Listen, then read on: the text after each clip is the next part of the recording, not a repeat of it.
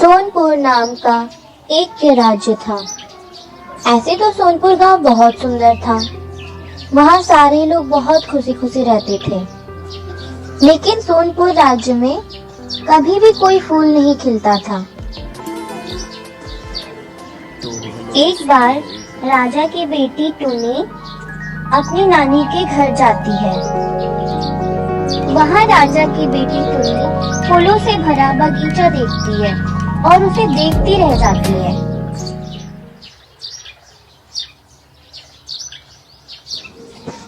अपनी नानी के घर से वापस आने के बाद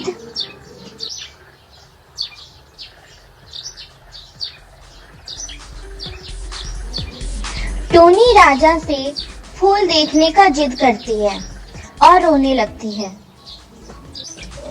राजा अपनी बेटी को रोता देख बहुत परेशान हो जाता है। मंत्री, तुम ही बताओ मैं क्या करूं? मैं अपनी बेटी को इस हालत में नहीं देख पा रहा हूं। महाराज, राज्य में ऐलान करा देते हैं कि जो भी 1 महीने के अंदर फूलों का बगीचा उगाएगा उसे बहुत सारा इनाम दिया जाएगा। हाँ मंत्री, तुम सही कह रहे हो। ये ठीक रहेगा। तुम पूरे राज्य में ये ऐलान करा दो।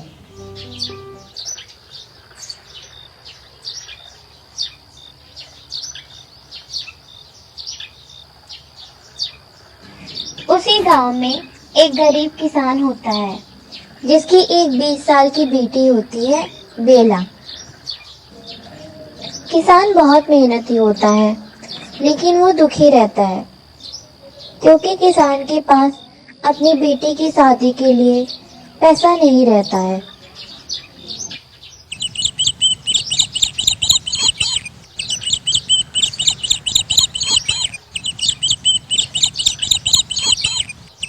एक दिन बूढ़ा किसान अपने खेत जाता रहता है। तभी उसको एक बूढ़ी दादी मिलती है। दादी बहुत थकी थकी दिखती हैं और उदास रहती हैं। क्या हुआ अम्मा? आप इतनी उदास क्यों हैं? क्या हुआ? आप मुझे बताइए, मैं आपकी हेल्प करूँगा। क्या बताऊं बेटा, कितने दिन से कुछ भी नहीं खाया है। मेरे घर पे भी कोई नहीं है।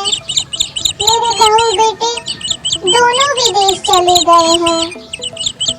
बूढ़ा किसान ये सुनकर बहुत उदास हो जाता है और कहता है, अम्मा, ऐसे तो मेरे पास भी कुछ खाने को नहीं है, लेकिन आप ये फल ले लीजिए। मेरा वैसे भी खाने का मन नहीं हो रहा है।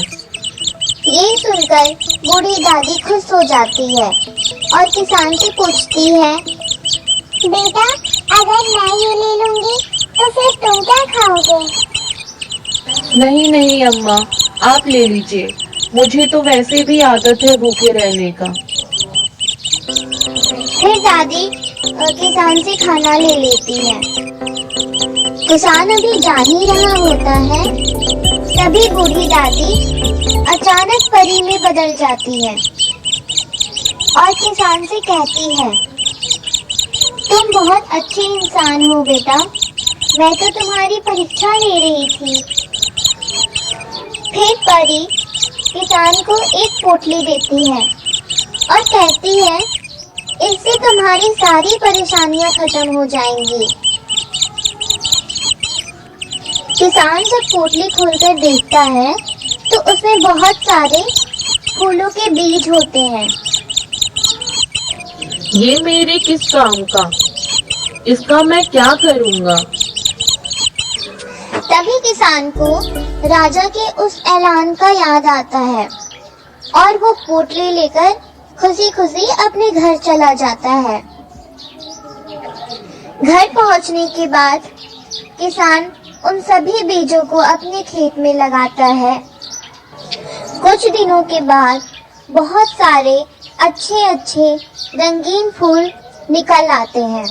किसान वो देखकर बहुत खुश हो जाता है और फिर वो राजा को वो फूलों से भरा बगीचा दिखाता है। इससे राजा बहुत खुश हो जाता है और किसान को बहुत सारा धन देता है। किसान उन धनों को लेकर अपने घर खुशी खुशी चला जाता है और उन धनों से किसान की सारी परेशानियां खत्म हो जाती हैं और वो अपनी बेटी का शादी बहुत अच्छे से कराता है।